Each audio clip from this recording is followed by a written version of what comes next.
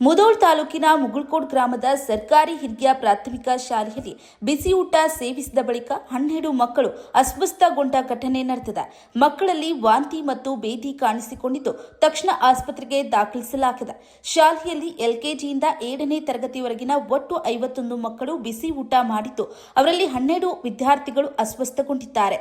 ಊಟ ಮಾಡಿದ ಕೆಲವೇ ಸಮಯದ ಬಳಿಕ ಮಕ್ಕಳಿಗೆ ವಾಂತಿಯಾಗಿದ್ದು ತಕ್ಷಣವೇ ಎಚ್ಚೆತ್ತ ಶಾಲಾ ಸಿಬ್ಬಂದಿ ಎಲ್ಲಾ ವಿದ್ಯಾರ್ಥಿಗಳನ್ನ ಮುಧೋಳ್ ಸಾರ್ವಜನಿಕ ಆಸ್ಪತ್ರೆಗೆ ಚಿಕಿತ್ಸೆಗಾಗಿ ಕರೆದೊಯ್ದಿದ್ದಾರೆ. ಅಸ್ವಸ್ಥಗೊಂಡ ಮಕ್ಕಳ ಪೈಕಿ 9 ಮಂದಿಯನ್ನ ಮುಧೋಳ್ ಸರ್ಕಾರಿ ಆಸ್ಪತ್ರೆಗೆ ದಾಖಲಿಸಿ ಚಿಕಿತ್ಸೆಯನ್ನ ನೀಡಲಾಗ್ತಾ ಇದೆ. ಉಳಿದ 3 ಮಕ್ಕಳನ್ನ ಹೆಚ್ಚಿನ ಚಿಕಿತ್ಸೆಗೆ ಬಾಗಲಕೋಟೆ ಆಸ್ಪತ್ರೆಗೆ ರವಾನಿಸಲಾಗಿದೆ.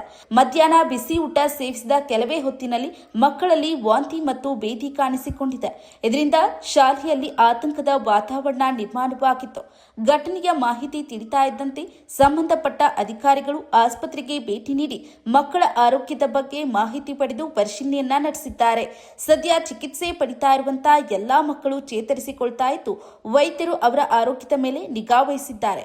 ಇನ್ನು ಆಸ್ಪತ್ರೆಗೆ ಕ್ಷೇತ್ರ ಶಿಕ್ಷಣ ಅಧಿಕಾರಿ ಸೇರಿದಂತೆ ವಿವಿಧ ಅಧಿಕಾರಿಗಳು ಭೇಟಿ ನೀಡಿದ್ದು ಮಕ್ಕಳ ಆರೋಗ್ಯವನ್ನ ವಿಚಾರಿಸಿದ್ದಾರೆ. ಘಟನೆ ಸಂಬಂಧ 8 ಜನ ಅಧಿಕಾರಿಗಳ ತನಿಖಾ ಸಮಿತಿಗೆ ಜಿಲ್ಲಾಧಿಕಾರಿ ಆದೇಶವನ್ನ ಹೊರಡಿಸಿದ್ದಾರೆ. 12 ಮಕ್ಕಳು ವಾಂತಿ ಮತ್ತು ಬೇದಿ ಅಂತ ಕಂಪ್ಲೇಂಟ್ ಇಟ್ಕೊಂಡು ನಮ್ಮಲ್ಲಿ ಬಂದಿದ್ದಾರೆ. ಅಲ್ಲಿ LKG ಮತ್ತು UKG ಮಕ್ಕಳು ಮತ್ತು 1, 2, 3 ಕ್ಲಾಸ್ ಮಕ್ಕಳಿಗೆ ಊಟ ಒಂದೇ ಥರ ಊಟ ಮಾಡಿದ್ದಾರೆ. ಆದರೆ ಸಿಂಪ್ಟಮ್ಸು LKG, UKG ಮಕ್ಕಳಿಗೆ ಅಷ್ಟೇ ಕಂಡು ಬಂದಿದೆ. ನಾನು ವಿಚಾರಣೆ ಮಾಡಿದ ಪ್ರಕಾರ LKG, UKG ಮಕ್ಕಳು ಫಿಲ್ಟರ್ ವಾಟರ್ ಕುಡಿದಿದ್ದಾರೆ. 1, 2, 3 ಕ್ಲಾಸ್ ಮಕ್ಕಳು ಬೋರ್ ವಾಟರ್ ಕುಡಿದಿದ್ದಾರೆ. ಸಿಂಪ್ಟಮ್ಸು LKG, UKG ಮಕ್ಕಳು ಅಷ್ಟೇ ಕಂಡು ಬಂದಿದೆ.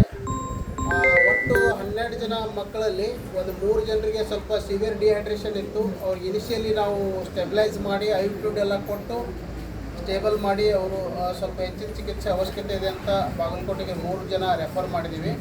ಉಳಿದು ಎಲ್ಲ 8-9 ಮಕ್ಕಳು ನಮ್ಮಲ್ಲಿ ಅಡ್ಮಿಟ್ ಇದ್ದಾರೆ, ಸ್ಟೇಬಲ್ ಇದ್ದಾರೆ. ಮತ್ತು ಹೆಚ್ಚಿನ ಒಂದು ವಿಚಾರಣೆಗಾಗಿ ತಾಲೂಕಾ ಹೆಲ್ತ್ ಆಫೀಸರ್ ಕೂಡ ಮುಗುಳ್ಕೋಡಿಗೆ ಹೋಗಿದ್ದಾರೆ. ಯಾವುದೂ ಅಂಥ ಅಹಿತಕರ ಘಟನೆ ಏನೂ ಇಲ್ಲ. ನಾವು ಇಲ್ಲೇ ಎಲ್ಲ ವೈದ್ಯರು ಇದ್ಕೊಂಡು ಚಿಕಿತ್ಸೆ ನೀಡ್ತಾ ಇದ್ದೀವಿ. ಪೋಷಕರು ಆತಂಕದಲ್ಲಿದ್ದಾರೆ ಸರ್.